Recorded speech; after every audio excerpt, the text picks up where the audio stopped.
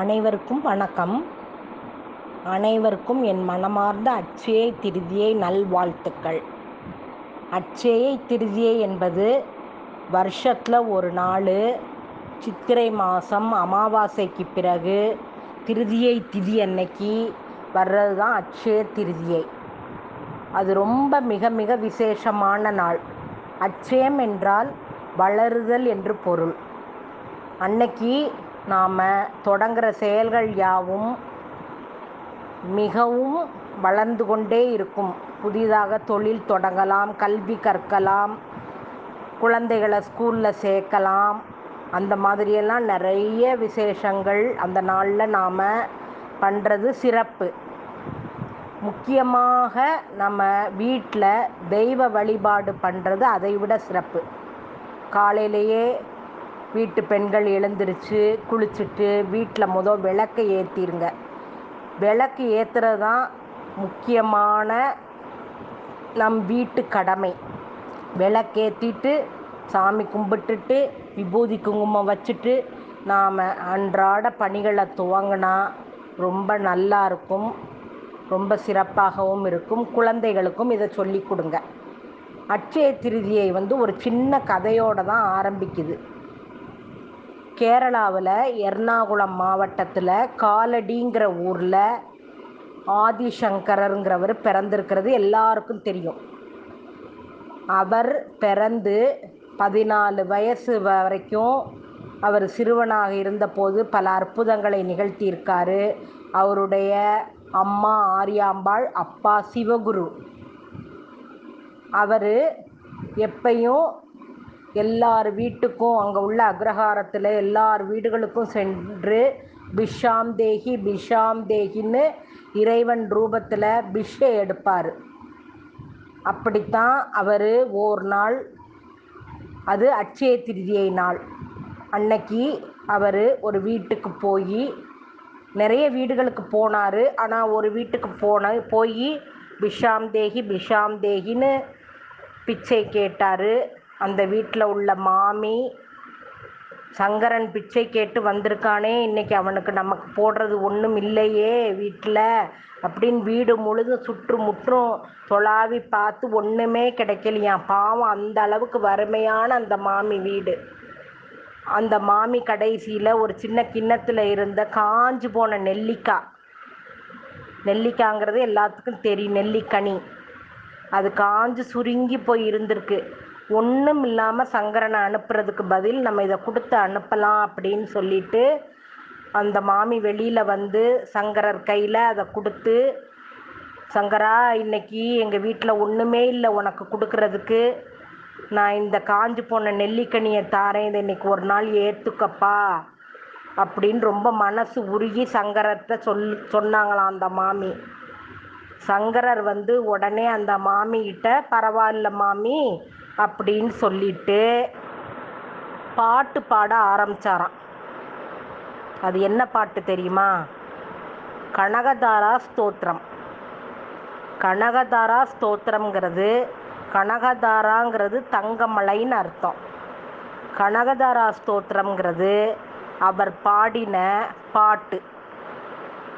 அதில் 1000 வரிகள் இருக்கு. அந்த பாட்டை அவர் பாடிக்கிட்டே இருந்தாராம்.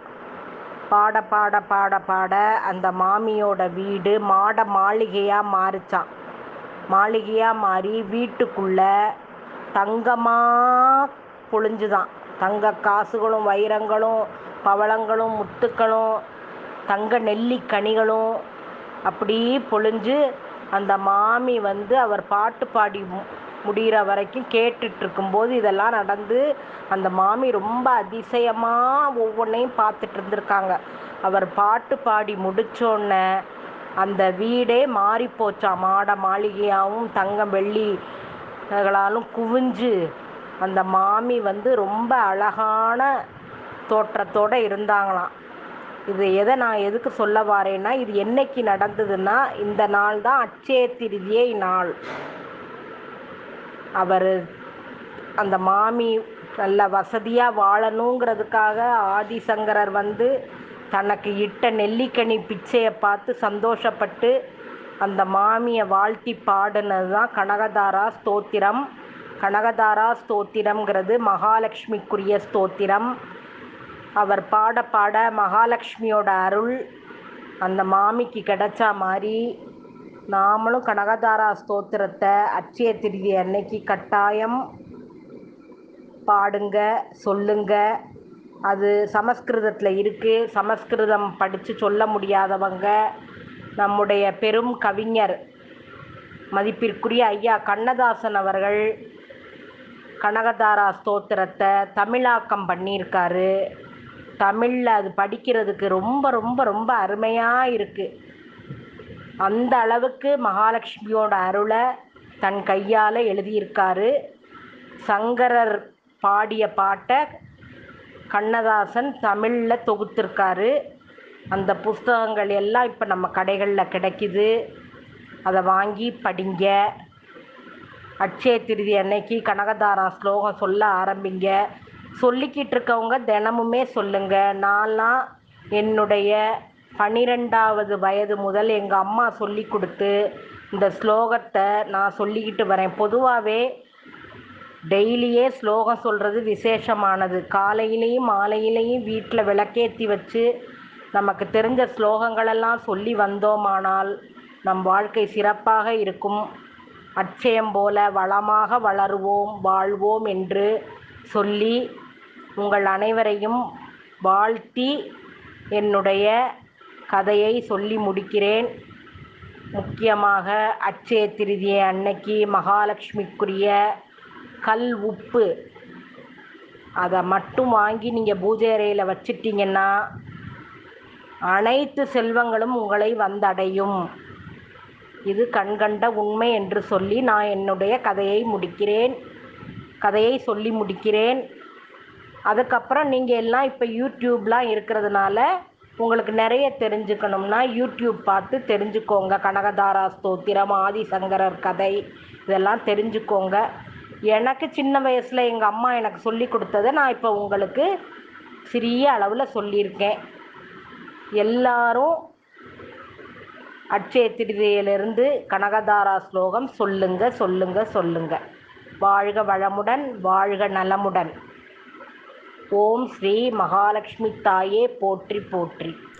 காலடி கோவிலில் தங்க நெல்லிக்கனி, வெள்ளி நெல்லிக்கனி, பஞ்சலோக நெல்லிக்கனி இது மூணுமே வந்து அட்சய திருதியை வருஷத்துக்கு ஒரு நாள் மட்டும்தான் வந்து அவங்க கொடுக்குறாங்க.